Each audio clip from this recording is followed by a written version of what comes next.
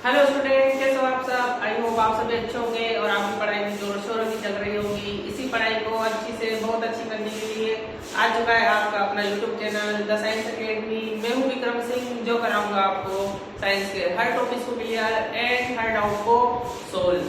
तो बच्चों, क्या चल रहा है अपना अपना चल रहा है क्लास 8 का चैप्टर नंबर 9, जिसका नाम है जंतुओं में जनन या रिप्रोडक्शन इन एनिमल्स। ठीक है, तो लास्ट क्लास में अपन ने क्या कर लिया है, अपन ने कंप्लीट कर लिया है मनुष्यों में जनन प्रक्रिया किस प्रकार से होती है और वो जनन प्रक्रिया आगे किस किस फेज से होती हुई बिल्कुल लास्ट फेज तक आती है।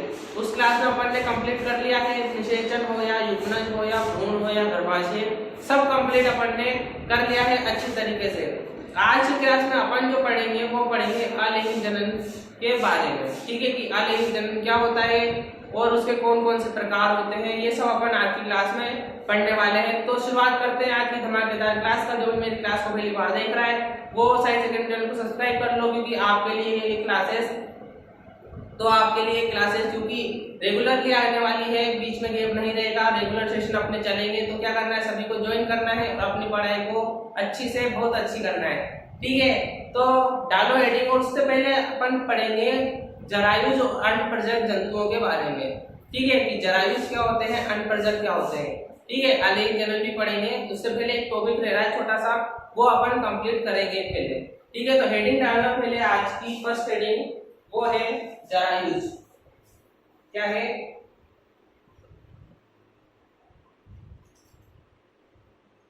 जरायुज जंतु। ठीक है, क्या है, जरायुज जंतु। ठीक है, क्या हेडिंग डाली मैंने हेडिंग डाली जरायुज जंतु के बारे में। जरायुज जंतु क्या होते हैं। ठीक है, जरायुज जंतु क्या होते हैं कि वह जंतु जो क्या करे, सीधे ही शिशु को जन्म दे। कि सीधे ही शिशु को जन्म दे। सीधे ही शिशु को जन्म देने का मतलब है कि उनके जो जननांग भाग है वहीं से ही क्या करे, वो बच्चे को जन्म दे। तो वो क्या कहलाएगा, जरायुज जंतु कहलाते हैं। ठीक है, मनुष्य प्राणी जो होते हैं, मनुष्य प्राणी वो क्या करते हैं, वो सीधे ही शिशु को जन्म देते हैं। ठीक है, वो सीधे ही शिशु को जन्म देते हैं। ऐसा नहीं होता कि आसमान से गिरता है, ऐसा नहीं होता कि बगल में साइड में रखा मिलेगा, ऐसा थोड़ी ना होता है। कि वो जन्म देते हैं सीधे ही उनके उनके जननांग भाग से। ठीक है, कि उनके जननांग भाग से वो क्या करते हैं, सीधे ही शिशु को जन्म देते हैं। वो क्या कहलाते हैं, जरायुज। ठीक है, तो पहले इसकी डेफिनेशन लिखना। वह जंतु जो सीधे ही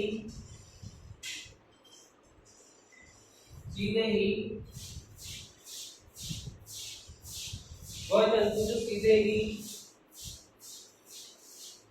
सीधे ही शिशु को जन्म देते हैं,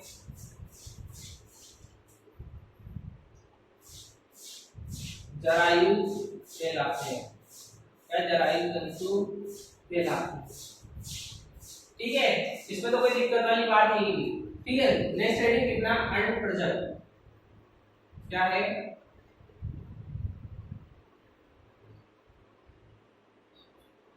अनप्रजनक। उदाहरण लिखने की जरूरत है ही, आपको पता है कौन कौन है वो जो सीधे ही शिशु को जन्म देते हैं। आप लिख सकते हो सबसे पहले मनुष्य प्राणी। ठीक है, गाय। ठीक है, कुत्ता। ठीक है, भैंस। ये क्या करते हैं, सीधे ही शिशु को जन्म देते हैं। ओके, तो अनप्रजनक क्या होते हैं। अनप्रजनक का मतलब आपको वैसे समझ में आ रहा होगा, जो क्या देते हो, अंडे देते हो और उसमें से बच्चा निकलता हो। ठीक है, वो क्या कहलाते होंगे, अनप्रजनक। कि जो अंडा देते हो, ठीक है, बच्चे को जन्म नहीं देते हो सीधा, वो पहले अंडा देते हो और वो अंडा क्या होता होगा, प्रस्फुटित होता होगा, फूटता होगा, उसमें से अंदर बच्चे निकलते होंगे। ठीक है, ये बात तो मानते हो। ठीक, तो क्या होते हैं अनप्रजनक, लिखना इसके अंदर लिखना। वह जंतु जो अंडे देते हैं वह अनप्रजनक जंतु कहलाते हैं।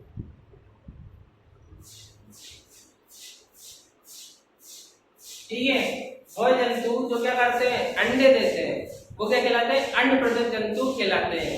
मुर्गी अंडा देती है, फिर क्या होता है, थोड़े दिन बाद वो उस अंडे में से चूजा निकलता है, ठीक है, जो मुर्गी का बच्चा, ठीक। और आप देखो जितने भी अधिकतर पक्षी हैं सभी वो अंडे देते हैं, ठीक है, कि वो अंडे देते हैं, कि उड़ने वाले जितने भी पक्षी होते हैं वो अंडे देते हैं, ठीक है।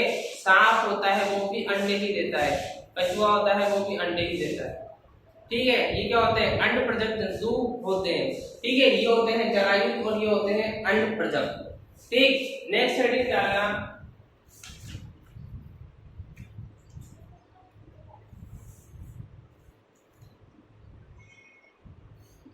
ठीक है। अब जो हेडिंग आएगी अपने इसको नोट कर लिया होगा आपने, ठीक है। हाईलाइट करना हो तो बताओ, हाईलाइट कर देते हैं एक बार, ठीक है। हाईलाइट करें, जरायु जंतु क्या होते हैं, वो जंतु जो सीधे ही क्या करें, शिशु को जन्म दे, वो क्या कहलाते हैं, जरायुस कहलाते हैं, ठीक है। अंडप्रजक क्या होते हैं, जो अंडे देते हैं वो क्या कहलाते हैं, अंडप्रजक जंतु कहलाते हैं, ठीक है। नोट कर लिया होगा इसको, या वीडियो पोस्ट करके नोट कर लेना इसको,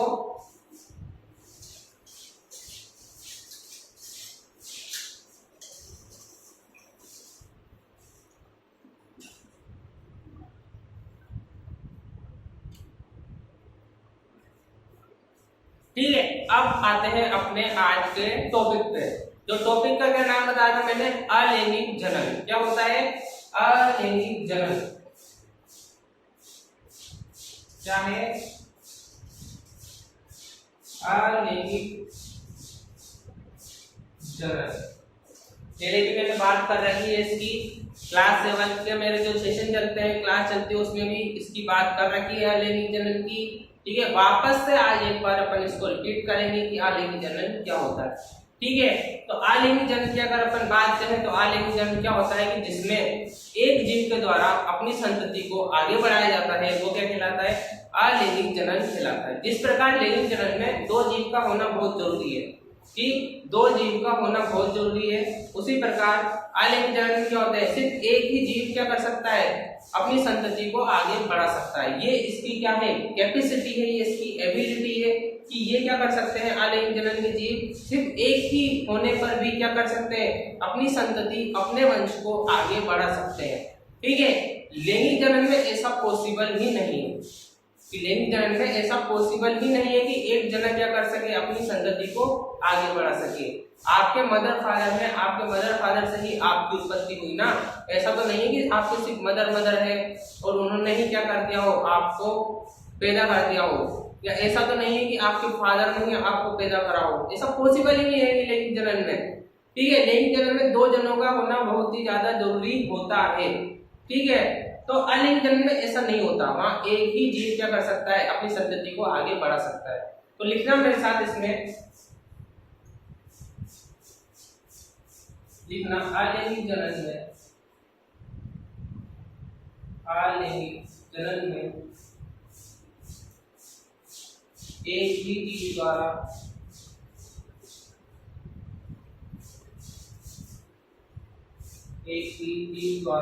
नई संतति का निर्माण होता है,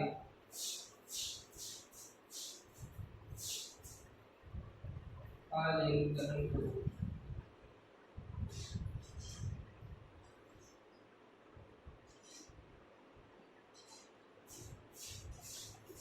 ठीक है।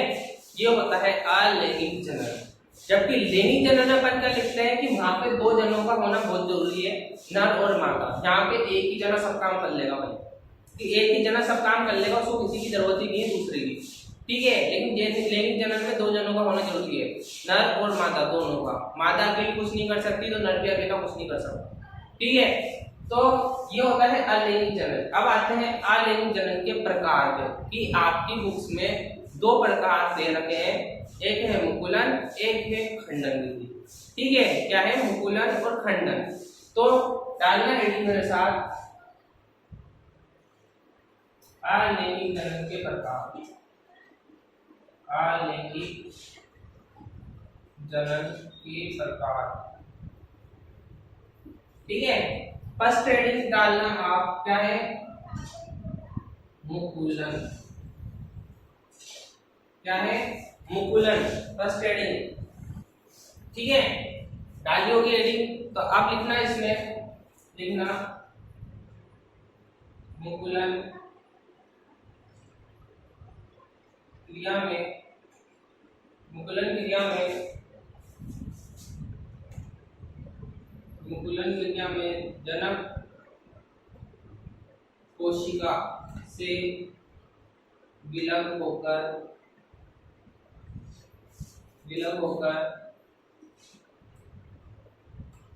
नई कोशिका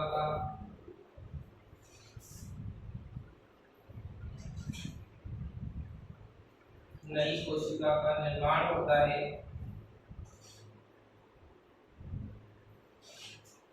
इस क्रिया को मुकुलन कहते हैं। क्या कहते हैं, मुकुलन कहते हैं। ठीक है, नीचे लिखना उदाहरण के, हाइड्रा में मुकुलन के द्वारा नए जीव का निर्माण होता है। ठीक है भाई, हाइड्रा में क्या होता है, मुकुलन के द्वारा नए जीव का निर्माण होता है। मुकुलन क्या होता है कि जो जनक कोशिका होती है उससे क्या होती है, विलग होकर यानी कि अलग होकर नए जीव का निर्माण होता है। ठीक है, अगर मैं आपको एक एग्जांपल दूं, ठीक है, कि आपको मैं एक एग्जांपल देता हूं।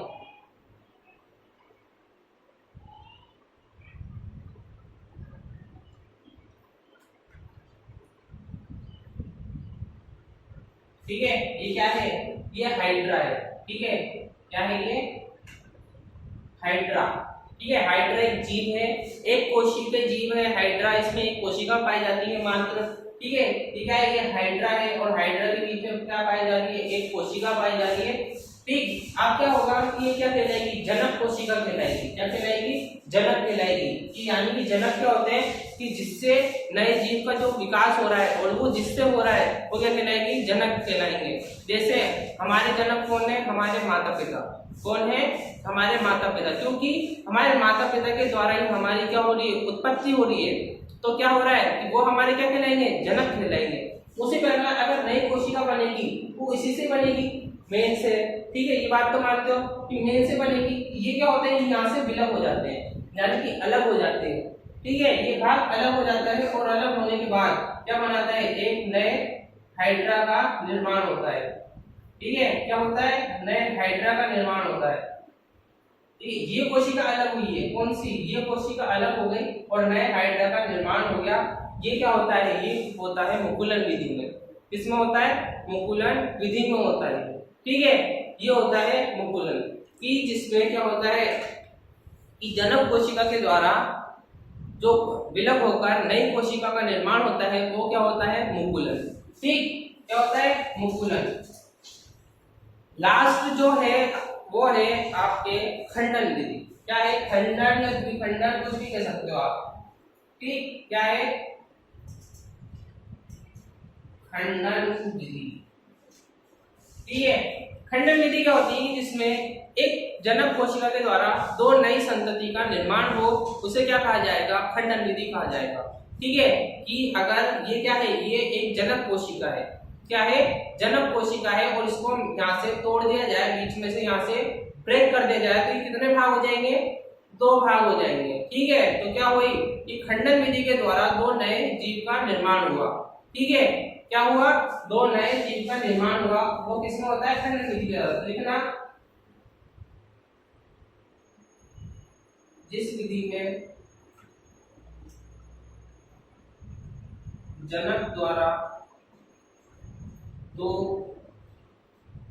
नई संतति का निर्माण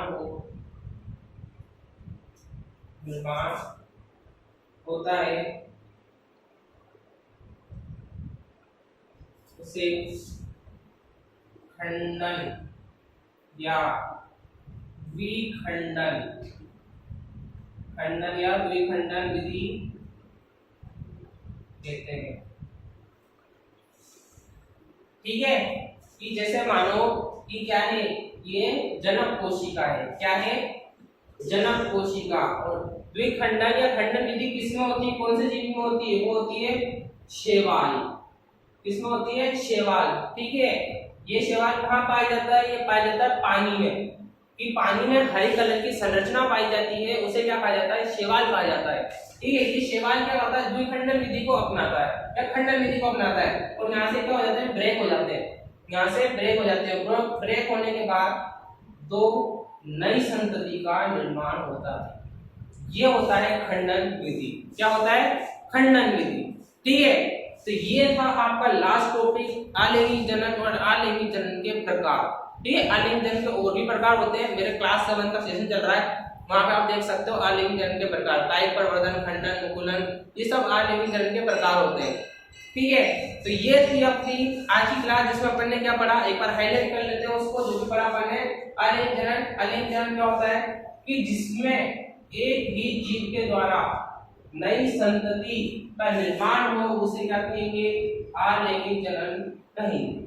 ठीक है, बात आती है अलिंगिक जनन के प्रकार। तो कितने प्रकार होते हैं? आपकी बुक्स में 2 प्रकार है। मुकुलन क्रिया से जनक कोशिका, ठीक है, जनक कोशिका विलग होकर, विलग होकर का मतलब अलग होना। क्या होना? अलग होना। ठीक है, अलग होकर क्या हो रहा है? नई कोशिका का निर्माण हो रहा है। इसे क्या कह रहे हैं? मुकुलन कह रहे हैं। और मुकुलन विधि किसमें होती है? हाइड्रा में होती है। पूछेगी, क्वेश्चन पूछे मुकुलन विधि का एक उदाहरण बताएं कि कौन सा जीव करता है, तो हाइड्रा करता है। ठीक है, दूसरा आता है खंडन विधि। खंडन विधि में क्या होता है? जनक के द्वारा, कि जनक कोशिका के द्वारा दो नई संतति, कितनी? 2 नई संतति का निर्माण होता है, उसे क्या कहते हैं? खंडन या द्विखंडन। और ये किसमें होता है? ये होता है शैवाल। तो इसी के साथ अपन आज का सेशन यहीं पे समाप्त करते हैं, क्योंकि आपके क्लास 8 का चैप्टर नंबर 9 जंतुओं में जनन समाप्त हो चुका है अच्छे तरीके से। लैंगिक जनन, अलैंगिक जनन दोनों के बारे में डीपली पढ़ लिया है ढंग से आपकी बुक्स के अकॉर्डिंग। ठीक है, ना मैं एक्स्ट्रा बताता हूँ ना मैं कम बताता हूँ। ठीक है, टाइम आने पे इंसान को सब चीजें अपने आप पता चलती जाती है। ठीक है, तो आज की क्लास को अपन यहीं पे खत्म करते हैं। अगर आपको क्लास में मजा आया तो like, comment, share and do subscribe science academy channel. तो मिलते हैं अपन अपनी नेक्स्ट क्लास में, तब तक के लिए जय हिंद।